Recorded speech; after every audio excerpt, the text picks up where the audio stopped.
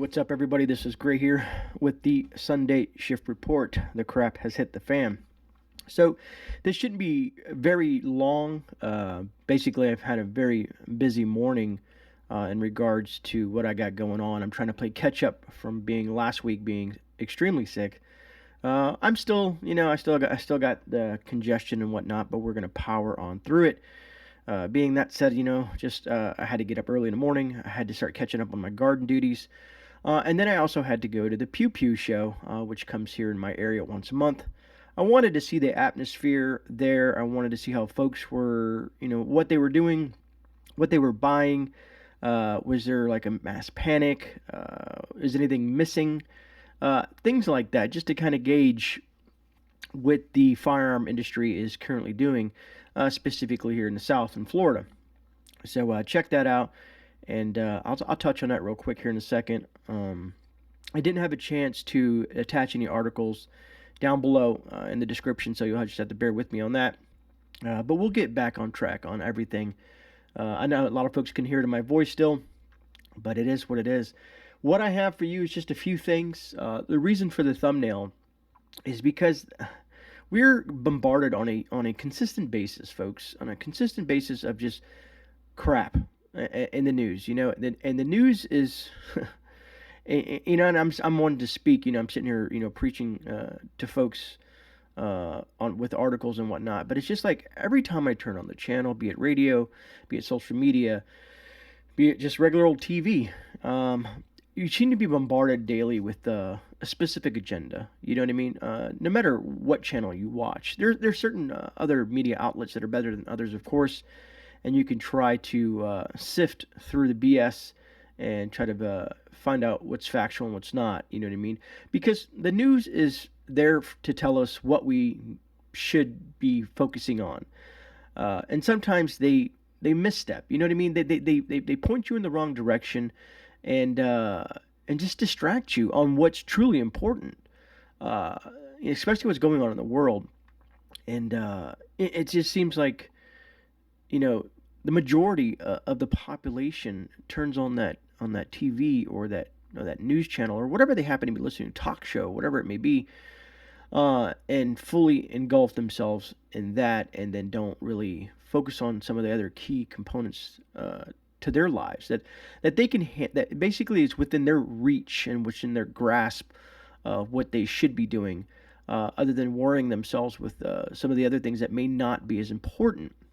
And I've touched on this plenty of times in regards to all these different distractions, with the Johnny Depp stuff and the millions and millions of useless videos here, even on this platform, and everywhere else you look like, from all the social media platforms that are used to eat up your time in the aspect of just not. I guess it's more entertainment, and I guess people need entertainment, but in, I guess, smaller doses. From my perspective, you know, sometimes it seems like people, when I watch people sit on their phone for 5 hours and engulf themselves in funny cat videos, or people doing stupid things to themselves, or showing off their new outfits, or where they're going to eat, and all this garbage. And I'm wondering, you could be focusing your time on possibly planting a garden, possibly, shoring up some of the things in your home that might need to be shored up, or organizing your pantry,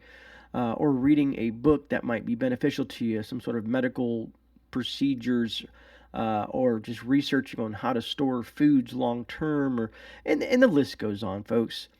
It's just truly a shame that a lot of folks don't just don't have it together, I guess, which is truly worrisome. Anyways, and like I say, in every Sunday shift report, the views expressed and the opinions are expressed on this stream here in this premiere are that of my own. We all may not always agree on every specific topic, because there's a lot of stuff out there that some folks may agree or disagree on. That being said, specifically, I have two things on here. One that's very disgusting. So if you have children watching today on the Sunday Shift Report, you may not. You know what I mean? It's not that I'm going to be swearing, but there's something I'm going to share that I came across that's disgusting from my perspective. Maybe you may not see it that way, but hopefully you can understand my perspective, and you don't hate me for it down the road. That's we as humans, we have to understand we all have different views on things, and we're never always going to agree on everything. Uh, it's a big thing, and but if we can still remain friends after we have the conversation, doesn't mean that we physically and mentally have to agree on every single topic. And why destroy wonderful friendships and things like that, like people have done in the past, uh, especially with the previous situation that arose last year and the year before in regards to, oh, you're voting for this person, oh, you're voting for that person, we're no longer friends. It tore apart families, and also with the Victor, and you guys know what I'm talking about, but with the Victor, that tore apart families, and it's a shame that's what the powers that be are doing everything they possibly can to divide us as a nation. And I wish people could see that more so than falling into a specific niche and then not willing to listen to reason. All right, so excuse me. One thing, here's what I want to show you, folks, and this is how I know some people are being misled down the wrong path. Now, my path might not be the right one for you, but for the folks that believe in me, in emergency preparedness, and this way of life, then it might make sense to you. I want to bring this up. This is from the USDA website. A lot of us have been talking about food shortages, supply chain issues, and all these things for quite some time now. Look at the whole fertilizer thing. Look at the whole baby formula, and the list goes on, folks. Excuse me. There's just a lot of different coincidental BS, and as my wife says, there is no coincidences. But anyways, let me throw this up on the screen. And as you can see here, it says access to food. And this is from the USDA website. You can go there, check it out yourself. This is not me just stealing something out of the limelight and just, falsifying it. This is directly from the USDA website. It says, will there be food shortages? And it says, there are currently no nationwide shortages of food, although in some cases the inventory of certain foods at your grocery store might be temporarily low before stores can restock. Food production and manufacturing are widely dispersed through the U.S., and there are currently no widespread disruptions reported in the supply chain. Let me ask you, the viewers, honestly, do you feel this is factual? All the pictures that you guys have sent me, all the conversations that we've had on here, on Discord, or even in person for some of you folks that watch me and that know me and have these discussions outside of this realm of the social media platform. Does that sound to be genuine from our government? And this is what really disturbs me, is that people will take this as gospel and like, you guys, you preppers, because they like to use the word preppers, are insane. And I think Rudy over at Alaska Prepper, he just did a video specifically on how people like to pander to us and be like, oh, you guys are just fear mongering. You know what I mean? No, it's so far from that. Don't get me wrong. There's people out there that do. That's just a given. Fear gets clicks. The media uses it all the time. They want you in fear. They want you to be at the edge of your seat. Think about a movie that you watch or a book you read. They try to keep you that suspense and that fear to draw you in and keep you there. Anyways, it says the USDA and the Food and Drug Administration are closely monitoring the food supply chain for any shortages in collaboration with industry and our federal state partners. We are in regular contact with food manufacturers and grocery stores. Here's my problem with this little statement here on the USDA website is I've talked to people who manage grocery stores. I've spoken to farmers across the U.S. I've people who deal directly with the supply chain. I've dealt with truckers. I've been talking to a lot of different people, and they all have stated that we are in a dire situation moving forward. It's getting worse. It's not getting any better. And it's a shame that, on a government website, that this is the information that they want the general public to digest. It's a shame, folks. It's a shame. I hope you folks out there watching me and others like me out there are a lot smarter than that. And you are getting as best as prepared as you can for you and your family. You know, all the necessities that you can possibly need uh, in a situation that may arise. I mean, look at here in Florida. We just had a was it a tropical storm that blew through? It really wasn't too detrimental to my area. You know, I got the rain. My garden was happy. I did lose. Well, I didn't lose. I had a couple plants snap because it did get some gust of winds in here, but that's life, and I will deal with it and move forward. That's why we have redundancies because of things like that that may happen. But down south in the Miami areas, they got a lot of pretty heavy floods down there, and some people got in some situations that they didn't expect to get into because they were not prepared. This is why I feel emergency preparedness is nothing to scoff at in the aspect that it can come in handy in so many ways outside of the world is ending, you know? Uh, and who knows? The world may never end, or it may end tomorrow. No one can be precise on that prediction because when it happens, it's not going to just happen slow and then you're going to have so much time to put it all together. It will probably happen a lot faster than you would assume. So, why not prepare now as best as you possibly can? Buy a few cans of food, buy a 10-pound bag of rice. Just do the things that aren't going to put you in the poorhouse, even though the economy and inflation and hyper is just bad, folks. It's bad. The writing is on the walls, the dominoes have begun to fall. We need to be as prepared as we possibly can be. Hopefully nothing happens. Hopefully the economy will make a massive turnaround. All of a sudden something will give. The farmers will be abundance. This fall's harvest will be better than we expect. Gas prices will drop down to the lowest ever seen in history instead of being the highest they've ever seen in history. But folks, honestly, do you see that coming? Do you honestly, truly see that coming? Ask yourself that. Anyways, folks, that's just my quick spiel on what I saw with the whole USDA, and it just kind of upset me because, unfortunately, that's going to lead to some folks out there possibly, or most likely, losing their lives if something was to transpire, be it whatever scenario it may be. All right. So, that being said, and moving forward from that, we talked about the power outages Thursday. And I just wanted to, I have a little quick article that I want to share with you because this added something that I wanted to add that I did not, and I should have, and I don't think I did. We went a little bit off topic on Thursday nights, but Thursday nights, sometimes that's how it is. It's a live stream, and it's if you, the viewer, ask questions, I'm going to try to answer them, and we'll go down some of these rabbit holes, even if it's far off topic. So I apologize for some people that do come across some of the live streams and they're not fully geared to a specific topic and they start to ramble in different directions. But hey, it's driven by you, the viewers, and that's what I'm here for, is to conversate with you folks. And this is not a one-way street where I just I just spew off at the mouth, you listen, and then it ends. You know what I mean? I want to be interactive.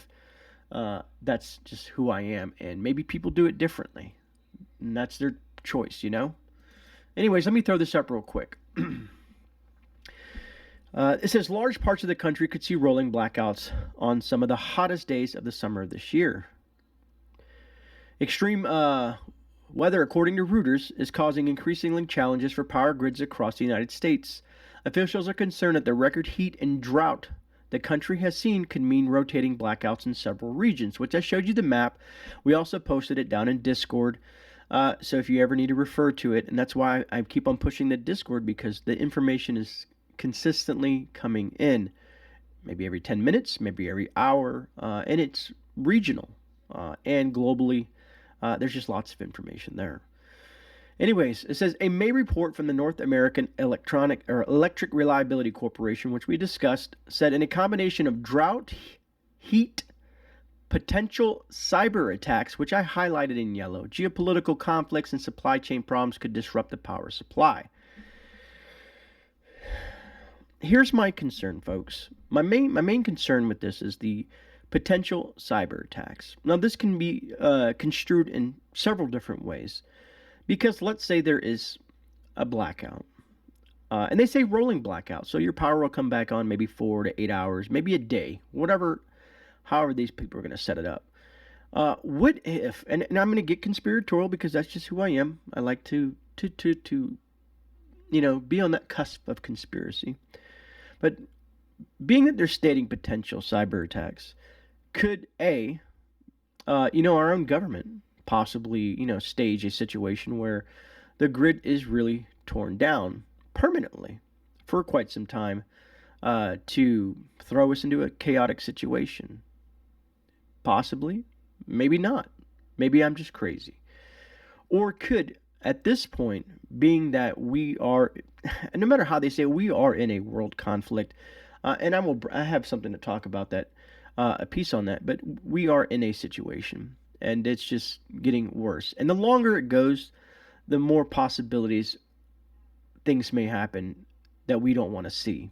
And I don't want to explain what my perspective is on it yet, as I'm slowly trying to put something together and talk to folks and see what their perspective is, so I can kind of get a more of a generalized idea before I bring it to you, the viewers. But other countries, Russia, China, and the list goes on. People who don't like the U.S., who would like to see the U.S. collapse on itself, being that we're pretty much, this administration specifically is trying to do that in every possible way.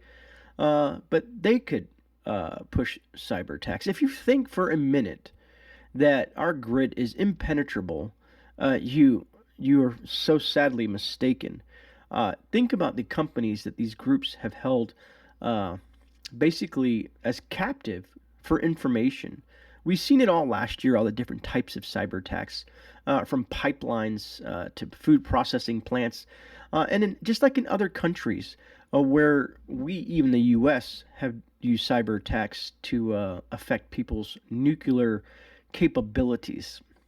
Countries that don't have the capabilities of fighting back, let's say like a large power like China or Russia. I'm specifically talking places like Iran and Afghanistan and all these other different places that may not have the capabilities that we do here in the U.S. Anyways, it's just something to ponder, and that's why I feel that we always need to be prepared for the unexpected. So, being that I was talking about Russia here, I want to throw this up because, and some people say maybe they're empty threats. Maybe these warnings are just hot air and nothing will happen. You could possibly be right. But what about if you're wrong? Do you ever ponder that when you make a decision or you read something and even I do it all the time, maybe I was wrong about this, maybe I was wrong about that, or maybe I was right. So, again, that's why I just like to be prepared as best as I can be. Anyways, it says Russian President Vladimir Putin warned in an interview broadcast on Sunday that Moscow would strike new targets if the U.S. supplied long-range missiles to Ukraine. Excuse me. I said if it now comes to rockets, and they are supplied, we will draw conclusions from that and employ our weapons that we have in sufficient quantities to strike those facilities that we are not attacking so far. Putin stated on a Rosoya 1 TV channel, according to Russian state news agency TASS. The threat of military escalation from the Russians' leader didn't specify what new targets might be, but it comes days after the Corn Pops administration, you know who I'm talking about, folks. I just can't stand to say the man's name. Decision to send a small number of high-tech medium-range rocket systems, a critical weapon that Ukrainian leaders have been begging for as they struggle to stall Russian progress in the eastern Donbass region. Now, I've read some articles where some German spies have pretty much said that the Donbass region is going to fall to the Russians if it hasn't already. Now, I guess from my perspective, when you look at certain rockets per se. And people have discussed this. If they use this to target inside Russia, I mean, the Ukrainians are, it's war. So who's going to prevent them from using whatever weapons that other countries send them, specifically the U.S., to go beyond what they say that they're going to use it for? It's that simple, which then will probably draw us into a more closer to that whole bad word of World War III. Excuse me.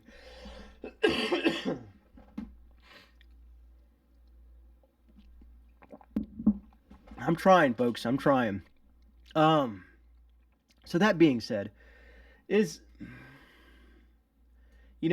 sometimes I wonder if the administration or if the American government that's currently doing what they're doing is playing right into the hands of what these people want.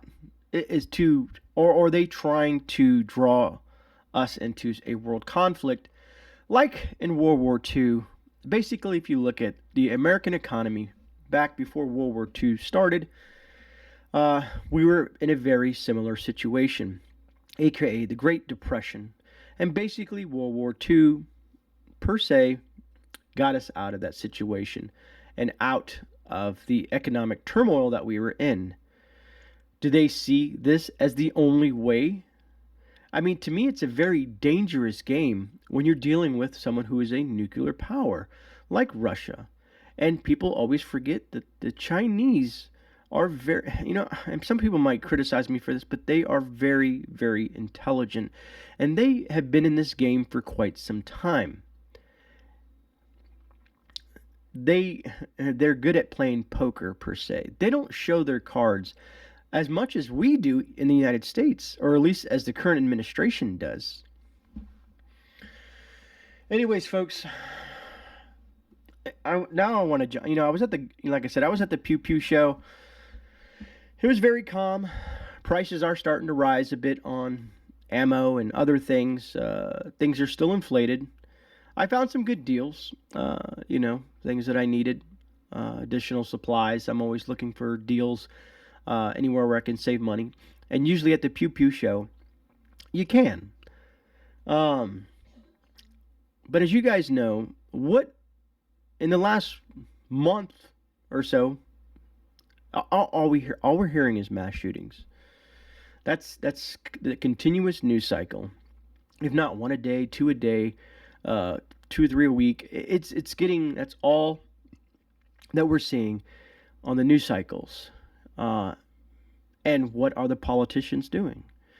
Specifically on the left, they're using every aspect of it to push gun laws. Now, riddle me this, Batman.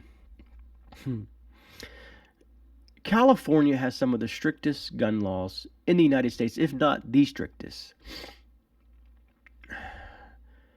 And I want to show you a little blurb. And you can look this up yourself, folks. This is not me making up numbers, but I'll throw it up on the screen. It says mass shootings are typically defined as incidents of gun violence that injure or kill 4 or more people. According to the data from the Gun Violence Archive, California experienced an average of 44 mass shootings per year between 2013 and 2021. That equates to one mass, or translates to one mass shooting every 8.3 days. So on average, a mass shooting in California occurs every 8.3 days in California, where they have some of the strictest gun laws in the United States. So how does that show that gun restrictions on law-abiding citizens work? Because gun laws only affect law-abiding citizens. They do not affect criminals and the criminal element. They only affect we, the people. Now, I have a gentleman. There's a 3-minute clip that I'm going to save for the end of this, and I'm going to watch it with you. I won't leave you just yet. I'm going to watch it with you, but he drops the bomb, and he just said it better than I could say it. and I want you to listen to what he has to say. I found him on Twitter. It's a lot of folks don't use Twitter. I try to stay plugged into every aspect of social media to try to stay in the know as best as I can from every little tidbit of information that I can gather. But we'll talk about him in a second. That's my spiel on California and gun laws and how that should prove a point that their gun laws do not work. So, you probably heard of this one. 3 dead, 14 more shot in Chattanooga, Tennessee. Officials in Tennessee said shooting incident in Chattanooga has left 3 people dead and 14 injured early Sunday morning, the second mass shooting in recent days in the city. Jeremy Ames, a spokesman for the Chattanooga Police Department, said the police responded to reports of a shooting at a nightclub around 2:45 a.m. Local time, multiple victims were discovered when police arrived, he told Communist News Network CNN. 3 people were shot and killed, 14 were shot and injured, and 3 more were injured by vehicles trying to flee the scene of a shooting, officials said. Again, this is why I don't go to nightclubs. This is why I don't delve into large groups and late at night. I'd rather be with my family and doing the things. I know folks like to get out and de-stress, but to me, de-stressing is sitting on the back porch and watching the sunset or going for a hike in the woods. That's me. I know it's not everybody, so, to each his own. Anyways, my heart goes out to those folks. Regardless of who they are, people still lost their lives, and that's always saddening. Here's another one. Mass shooting in Philadelphia leaves 3 dead and 11 injured amid weekend of mayhem. At least 3 people have died in Philadelphia, and at least 11 people were injured during a mass shooting in Philadelphia, said officials on Sunday morning. The shooting happened on South Street between 2nd and 3rd Streets before midnight. Again, another late-night gathering of young people, most likely. Officials said hundreds of people were outside when officers said they heard gunshots and saw several suspects firing into a large crowd of people.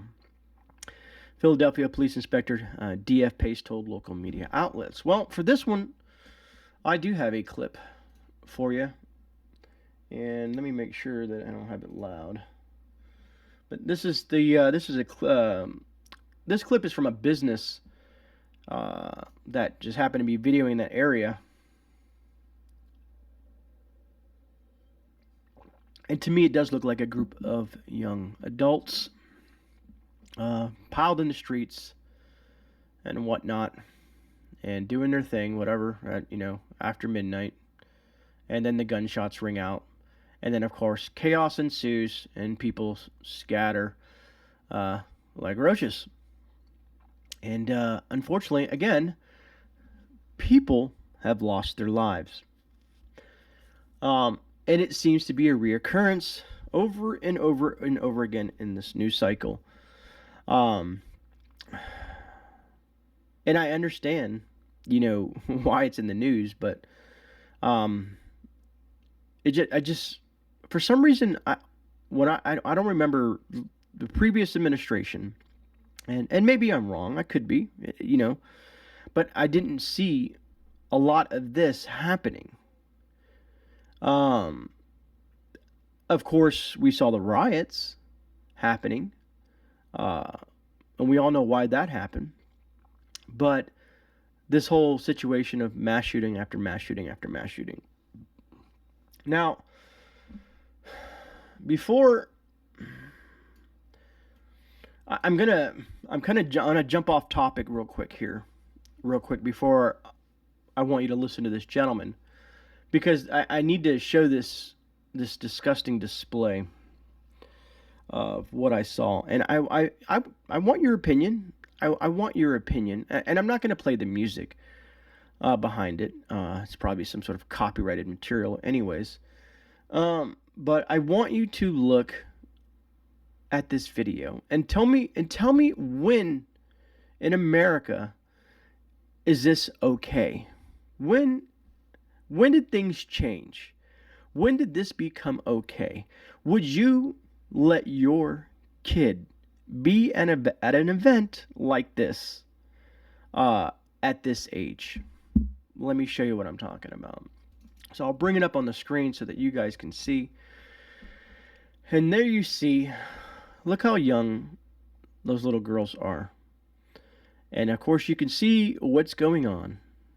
And you can see there's money in her hand. This little girl is handing this, I'm not going to say it's whatever is dancing.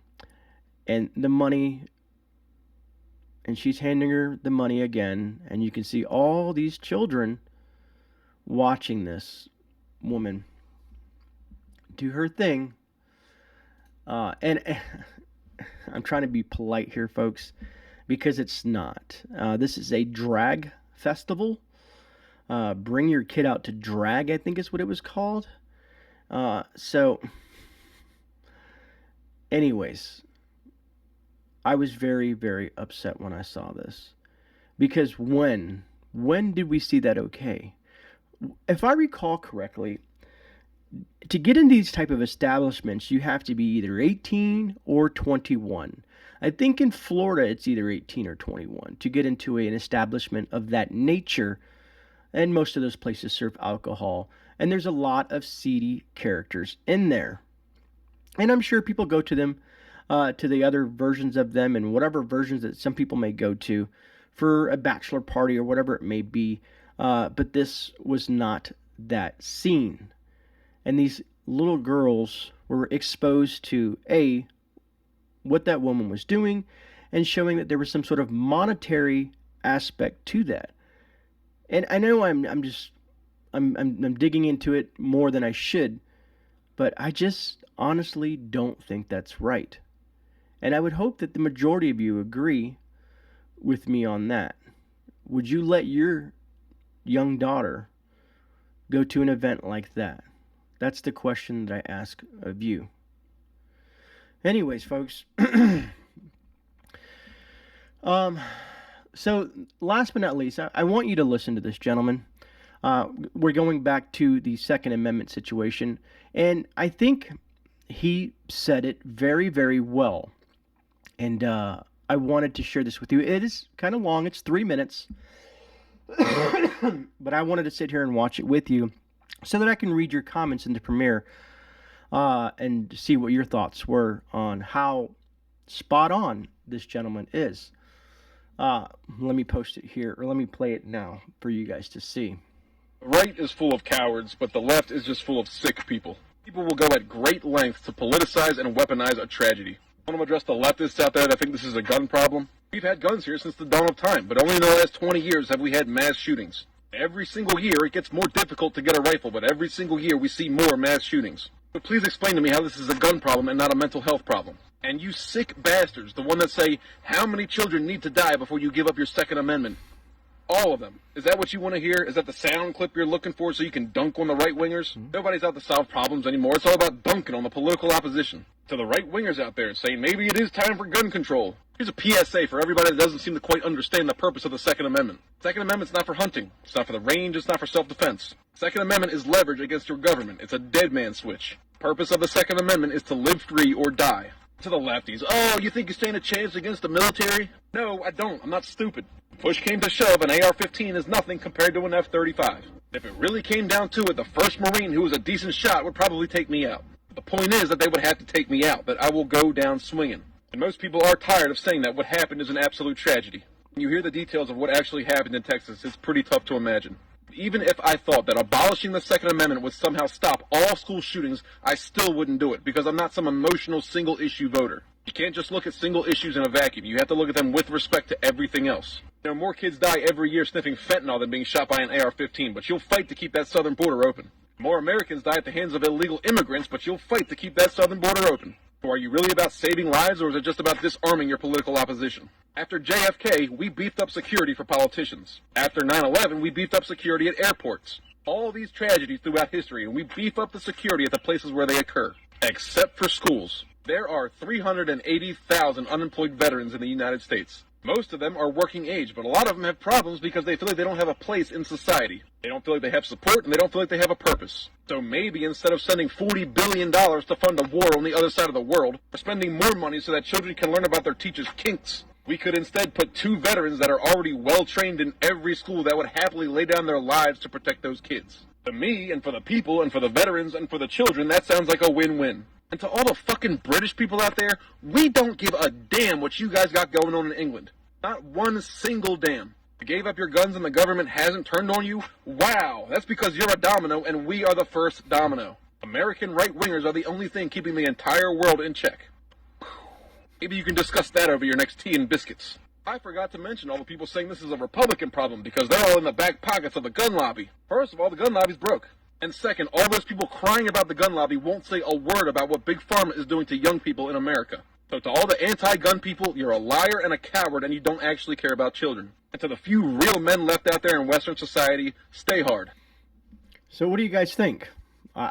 Honestly, I think I mean, within that, I know 3 minutes seemed like a long time, but I think all his points were valid. He said it very well.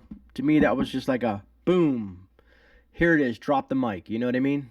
I think he did very well, and kind of, I mean, I couldn't have said it any better. To be honest with you, I couldn't have said it any better.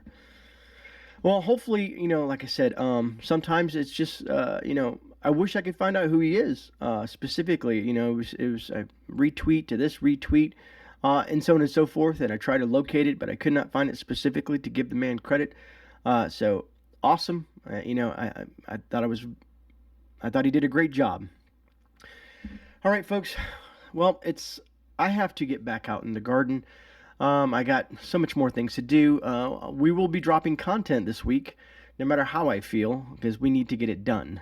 I have a lot of things to go over, and I'm way behind. So all in all, I want to say thank you all for you guys. If you guys haven't hit that thumbs up button, truly appreciate it if you do. It's always appreciated. And thank you for being here, joining myself and the great community on the Sunday Shift Report and hanging out with us on this Sunday afternoon. Mods, thank you for being here as well, taking that time out of your day to help me run the show. Other than that, folks, please be safe out there. And remember, you are not alone. This is GreyMan. I'm out. I will see you guys on the rebound. God bless.